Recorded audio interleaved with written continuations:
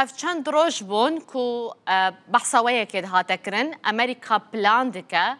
هجمارا لشکرین خواه سوریه کم بکه هجمارا هزین خواه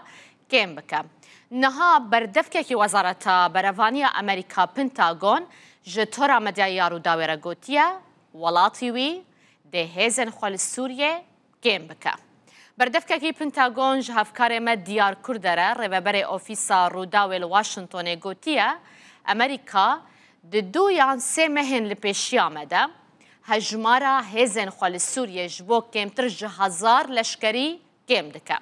برای جی برپرسن امریکی جمدیا ولات خورا گوتبون کو پنتاگون پلان هیا نزیکی 600 سربازی لروج آوای کردستان سوریه وکشینه به وی آوایی نزیکی 1400 و 1500 لشکر لوی ولاتی دبینن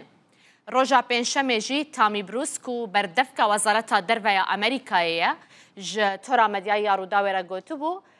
پنتاگون لگوری پیتوی و روش نچاوره کری ناف بناف یعنی دم بدم جه هزه خواه دگهرینه جبرویه که نمجبوره گاوه که بیوی رنگی تشتکی نیاسایی به هزه امریکا لروج آوای کردستان و نافچه اندن ده صلاة حسده ده آلیکاریا و هزه دکه آلیکاریا حسدید که ده شر نهشتنا داعش و ربروبونا شانین داعش هروها ارتش امریکا بنگه که خویا مزن لنافچه تنفیا سوریه هیا کو او نافچه لسیگوشه یا سینوری دکوه نابرا سوریه عراق و اردن